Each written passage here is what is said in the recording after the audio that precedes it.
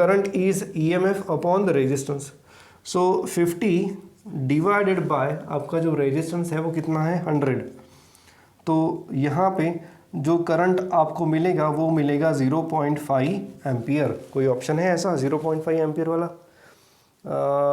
Yes, it is option D option मुझे यहाँ पे मिल रहा है फोर्थ के लिए. ठीक है. Next is question number 5. वो भी थोड़ा सिमिलर क्वेश्चन है. क्वेश्चन कुछ इस प्रकार से है. Coil of area 100 centimetre square is placed in a magnetic field which changes to 4 × 10⁻² weber per centimetre square with in 5 seconds. ठीक है, टाइम भी दे दिया है. What will be current across 5 ohm resistance. अब यार करंट पूछा है और resistance across 5 ohm, current through 5 ohm resistance पूछा है. तो यहाँ पे तो कहीं मेंशन नहीं किया कि कॉइल का रेजिस्टेंस है, बट हमें यहाँ पे ये एज्यूम करना पड़ेगा कि कॉइल जो है ना उसमें जो ईएमएफ इंड्यूस हो रहा है ना वो ईएमएफ हमने 5 ओम रेजिस्टेंस के अक्रॉस लगा दिया. या फिर दूसरी प्रकार से जैसे इसमें हमने देखा कि कॉइल का खुद का रेजिस्टेंस जो है ना वो 5 ओम है, then find out current through that 5 ohm resistance. Basically करना क्या है जो हमने यहाँ पे किया. ठीक है, d∅/dt से हम ईएमएफ निकाल लेंगे. ईएमएफ आपने निकाल लिया तो current is voltage upon resistance. बस इतना ही आपको यहाँ पे करना है. सो देख लेते हैं. अब दूसरा थोड़ा वर्डिंग जो है ना स्टेटमेंट की थोड़ी गड़बड़ है. The magnetic field changes to 4 × 10⁻² weber per centimetre square. यानी यहाँ पे मैग्नेटिक फील्ड जो है ना वो 0 से 4 × 10⁻² वेबर पर सेंटीमीटर स्क्वायर ऐसा हुआ है. ये हमें देखना पड़ेगा. यानी change in magnetic field is 4 × 10⁻² weber per centimetre square. So 4 × 10⁻² weber पर, अब सेंटीमीटर को मीटर स्क्वायर में मैंने कन्वर्ट कर लिया. सो ये 4 × 10⁻² × 10⁴ वेबर पर मीटर स्क्वायर. सो ये 4 × 10⁻² वेबर पर मीटर स्क्वायर आ जाएगा. ये मैग्नेटिक फील्ड आ जाएगा, चेंज इन मैग्नेटिक फील्ड. देखो इसको ऐसा यूनिट में कन्वर्ट करना ज़रूरी था, अदरवाइज आपका आंसर ऑप्शन में जो दिया है वो एक आध आंसर तो आ जाएगा बट वो गलत आंसर रहेगा. So magnetic field is first of all change to weber per metre square. Change in magnetic field, ये चेंज इन मैग्नेटिक फील्ड है क्योंकि यहाँ पे आपको ऐसा सोचना पड़ेगा कि जो मैग्नेटिक फील्ड जो है वो 0 से 4 × 10⁻² वेबर पर सेंटीमीटर स्क्वायर तक गया. ठीक है, अब ये हो गया. कितने समय में गया? ये गया है 5 सेकंड्स में. इतना बड़ा 0 to इतना, ये कितने समय में हो गया? 5 सेकंड्स में हो गया. तो E इज बेसिकली d∅/dt. यहाँ पर भी मैं नेगेटिव साइन नहीं लिख रहा हूँ. सो d/dt of B × A. Number of turns दिए हैं क्या? नहीं दिए, यानी हम यहाँ पे एज्यूम करेंगे एक ही टर्न है. सो A × dB/dt. तो यानी A × ∆B/∆t. So EMF induce इस एरिया जो है वो है आपका 100 सेंटीमीटर स्क्वायर यानी 100 × 10⁻⁴ मीटर स्क्वायर. डेल्टा B जो है वो आ गया आपका 4 × 10⁻² डिवाइडेड बाय 5. सो अब मुझे यहाँ पे थोड़े कैलकुलेशंस करने पड़ेंगे. ये हो जाएगा 20 80 × 10⁻². तो ये 0.8 वोल्ट EMF आ रहा है. सो EMF आ रहा है 0.8 volt. What will be the current? So current is 0.8 divided by resistance कितना है 5। सो करंट ये 0.8 डिवाइडेड बाय 5 कितना आ जाएगा ये 0.1 और 16 हो जाएगा, 0.16 एम्पियर इतना करंट यहाँ पे मुझे मिल रहा है। कि कोई ऐसा option? Yes, it is there, it is option B. सो देख सकते हो आप, क्वेश्चन सिंपल था बट कैलकुलेशंस, और यहाँ पे ये मेन पार्ट है ना, यहाँ पे ध्यान देना बहुत ज़रूरी है कि वेबर पर सेंटीमीटर स्क्वायर को वेबर पर मीटर स्क्वायर में कन्वर्ट करना बहुत ज़रूरी है। ठीक है, बाकी तो जैसे इसमें किया वैसे ही हमने यहाँ पे किया है, बस गिवन इन्फॉर्मेशन थोड़ी चेंज हो गई है तो उस हिसाब से आपको सोचना पड़ेगा। That's it. तो ये थे क्वेश्चन नंबर 4 एंड 5। आगे के क्वेश्चंस हम नेक्स्ट लेक्चर में कंप्लीट करेंगे नेक्स्ट, और मुझे लग रहा है कि 2 लेक्चर्स कम से कम मुझे यहाँ पे लगेंगे। So that's it for this lectures. I hope समझ में आ गया होगा। कोई डाउट है तो आप पूछ सकते हो।